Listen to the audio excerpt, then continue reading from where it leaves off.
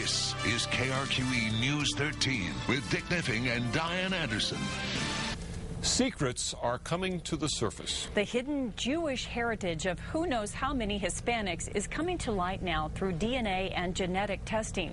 More and more families in northern New Mexico and southern Colorado are discovering there is more to their history than they ever knew.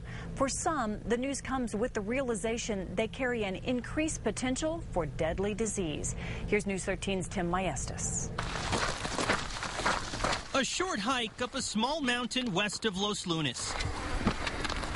It's a spiritual journey for Bill Sanchez, a man who comes here to see this, the 10 Commandments etched in stone. My belief is that they came here to this mountain. Once he gets here, Sanchez puts on a yarmulke and a prayer shawl, and then he prays. Just like the prayer, the words on the rock are written in Hebrew. I believe that here our Sephardic ancestors had a community where they worshipped freely. Over the years, some people have claimed this inscription is just a hoax, but Bill Sanchez says it's the real thing. The work of Jewish settlers who practiced their faith in secret up here hundreds of years ago. And he says he's living proof. 80% of my DNA is Sephardic Jewish. Sanchez is a priest at the St. Edwin Catholic Church in Albuquerque's South Valley. Inside the church, symbols of Father Bill's alter ego and the balance between the religion he's always known and the ancestry he confirmed through DNA back in 2001. Guess who's my father there? He's a little boy. Family secrets now make sense. That's his dad, wearing a yarmulke in an old family picture. Its secrets are still waiting to be found. Sanchez is now working with other New Mexico Hispanics, eager to learn about their secret past. I said to myself, al fin, aquí son mi gente. Finally, I found my people. These are the people that look like me, that have the same customs. Our family had been in the Pewaukee Valley forever and ever and ever.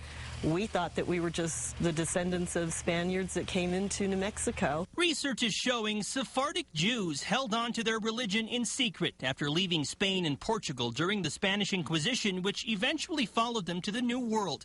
Now Hispanics in northern New Mexico and southern Colorado are finding out there's more to their history than they thought. Some things are starting to make sense. My grandmother, Nicolasa Chavez y Maestas, she used to put a menorah in her front window in early part of December. It's pretty clear Father Bill Sanchez and his friends are embracing their Jewish heritage. But for a group of people we met with here at the Swedish Medical Center in Denver, it really is a mixed blessing. This is our sister, Josephine Valdez-Bissot.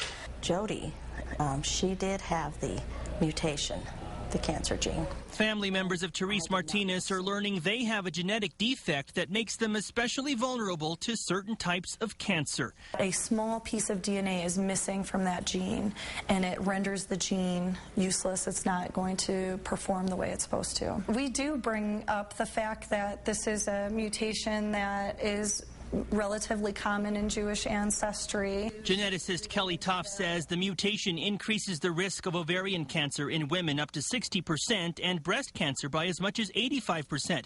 The risk of male breast cancer is also increased, along with pancreatic and colon cancer in men and women. Some of Teresa's family members who've tested positive for the mutation don't want to worry about the risk. I was tested in May. I found out the results in June, and I had the double mastectomy and the hysterectomy in November. I have a cousin that she had a complete hysterectomy, had everything taken out, and had a bilateral mastectomy. She didn't want to take any chances whatsoever. Okay, well. Rosie Trujillo also has the genetic mutation. So we have two great-grandparents here. A genealogical chart shows the impact on her family, who at one point settled near Taos. I lost my sister at 30. So far, she's the youngest. She had breast cancer. Rosie's grandmother, her aunt, and her great-grandmother all died of breast cancer. Rosie's daughter, Dina, died of ovarian cancer in 2006, 6 years after she and Rosie both learned they had the genetic mutation. Rosie's 100-year-old father has it too. That confirmed that we really were Sephardic Jews. Rosie calls the genetic confirmation a mixed blessing. Despite the health risks, she's also embracing a new identity. I'm Christian, but I am also going to the Messianic Jewish congregation. It's absolutely fascinating to see the intersection between the historical and the cultural and the genetic and the genealogical that all seem to coalesce. UNM professor Stanley Hordes wrote the book, To the End of the Earth, The History of the Crypto-Jews of New Mexico.